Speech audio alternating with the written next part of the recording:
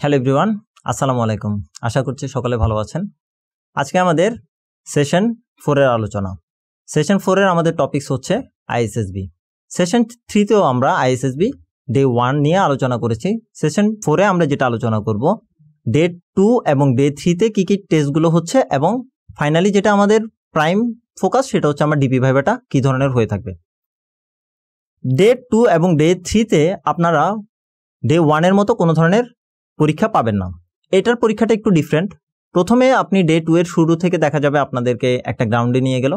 গ্রাউন্ডে নিয়ে বিভিন্ন সিকোয়েন্সও হয়ে থাকে, আমি যেটা ফেস করেছি ওই সিকোয়েন্সটা বলি। প্রথমে আপনাদের 10 জন করে একটা গ্রুপ করে দিবে। গ্রুপ করে দেওয়ার পর গ্রুপ টাস্ক দেয়া হবে, যেটা আমরা পিজিটি হিসেবে বিবেচনা করি। এরপর আপনার এক্সটেম্পোর স্পিচ নেওয়া হবে, দেন গিয়ে আপনাকে ফিজিক্যাল গ্রাউন্ড টেস্ট নেওয়া হবে।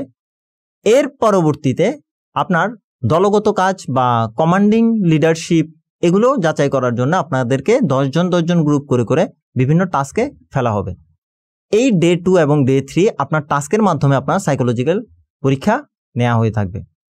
এবার পরীক্ষাগুলো কী ধরনের আমি আপনাদের সাথে একটু আলোচনা করি।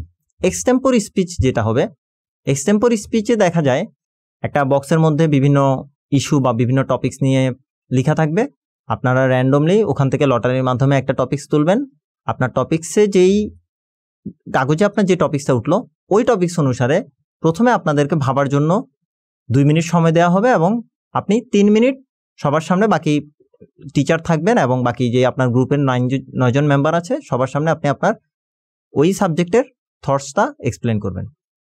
এক্ষেত্রে আমি সাজেস্ট করব আমার প্রিভিয়াস সেশনে যেভাবে আমি আপনাদেরকে বলেছি, প্রত্যেকটা ওয়ার্ড বা প্রত্যেকটা থিমকে আপনি পজিটিভ মেসেজে রিপ্রেজেন্ট করবেন। এটা ওয়ান কাইন্ড অফ এক্সটেম্পোর স্পিচে দেখা হবে আপনি ইনস্ট্যান্ট কি ডেলিভারি দিচ্ছেন বা আপনি ব্যক্তি হিসেবে পার্সোনালিটি আপনার কেমন। সো এটা one kind of indirectly psychological test বলা চলে। পরবর্তীতে আপনাদের ফিজিক্যাল টেস্ট হবে।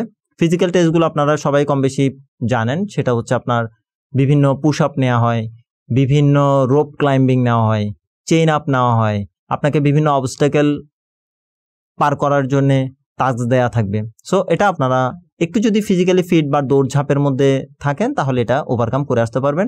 এক্ষেত্রে একটা জিনিস জানিয়ে রাখা দরকার, সেটা হচ্ছে আপনি যদি ফিজিক্যালি ফিট নাও হন, সাপোজ আপনি প্রত্যেকটা টাস্ক কমপ্লিট করলেন কিন্তু আপনার বিএমআই যেটা আপনার বডি মাস ইন্ডেক্স, যে আপনার হাইটের সাথে আপনার ওয়েট হয়তো কম অথবা হয়তো বেশি, এক্ষেত্রে ম্যাক্সিমাম দেখা যায় যাদের ওয়েট ওভারওয়েট কিন্তু সে প্রত্যেকটা টাস্কই টাইমের মধ্যে কমপ্লিট করলো, সেক্ষেত্রে তাকে হয়তো ফাইনালি গিয়ে ইয়েলো কার্ড দেওয়া হয়, একেবারে বাদ দেওয়া হয় না রেড কার্ড, কিন্তু তাকে ওয়েট লুজ করে পরবর্তীতে আইএসএসবি ডেতে অন্য কোনো গ্রুপের সাথে এসে জাস্ট ওয়েটের মেজারমেন্ট ওখানে করে আপনাকে গ্রিন কার্ড দিয়ে দেবে। That means yellow card one kind of আপনার জন্য গ্রিন কার্ড।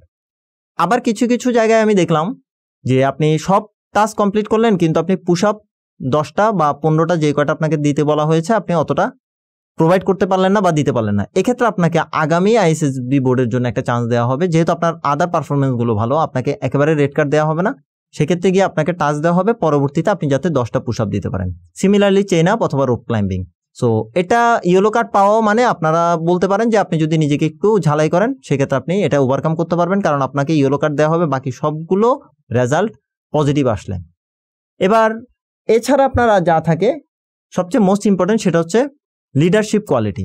আপনাদের 10 জন বা 5 জনের যে গ্রুপটা করে দিবে আপনাদেরকে একটা অবস্টাকেল দিয়ে দিবে যে এই রেড মার্কগুলোতে আপনারা ফুটপ্রিন্ট দিবেন না, কিন্তু গ্রিন পয়েন্টগুলো বা ইটগুলো যেই ইট দেওয়া থাকবে বা যেই মার্ক করা থাকবে এগুলোতে পার করে আপনি আপনার গন্তব্যে পৌঁছাবেন। এখানে আমি আপনাদেরকে একটা সাজেশন দিব, আপনি কখনোই ফার্স্ট হিসেবে মানে প্রথম ব্যক্তি হিসেবে পার হয়ে যাবেন না যখন আপনি লিডার থাকবেন, আবার সবার শেষেও যাবেন না, কারণ এই দুটা ক্ষেত্রে দেখা যায় আপনার লিডারশিপ কোয়ালিটিটাকে ডাউন হিসেবে ধরা হয়।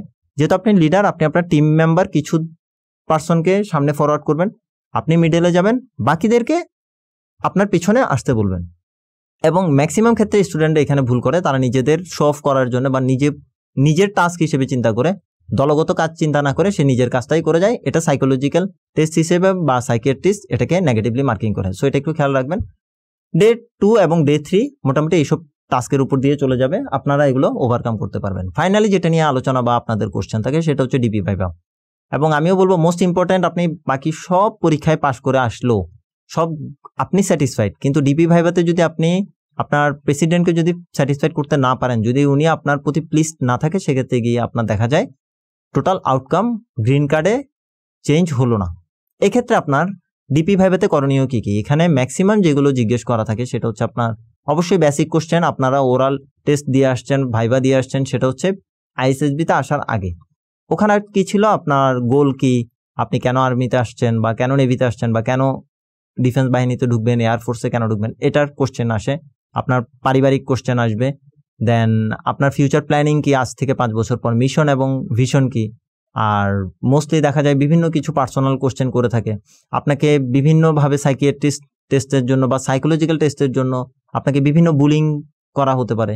এখানে মূলত জিনিসটাকে আপনি যদি একটু ঠান্ডা মাথায় হ্যান্ডেল করতে পারেন এবং পজিটিভ যদি আপনি থাকেন, এটাই আপনার ডিপি ভাইবার মূল আনসার বা মূল হাতিয়ার আমি বলবো।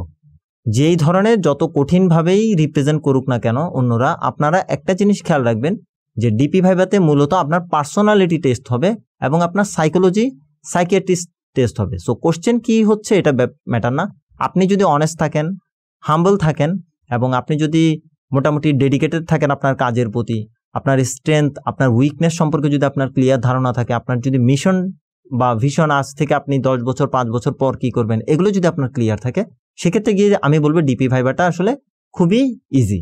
শুধু আপনাকে এখানে আপনার নিজের প্রতি ক্লিয়ার থাকতে হবে, তাহলেই গিয়ে আপনি ডিপি বা প্রেসিডেন্টকে আপনি কি চাচ্ছেন ওটা প্রকাশ করতে পারবেন। সো এটা ছিল আমাদের ডের সেশন 4। আমি ডে 5-এ আমার পার্সোনাল কিছু সাজেশন দিব আপনাদেরকে, আশা করছি ওগুলো আপনাদের আইএসএসবি এবং টোটাল ডিফেন্স ক্যারিয়ারের জন্য কাজে দিবে। ধন্যবাদ সবাইকে, আসসালামু আলাইকুম।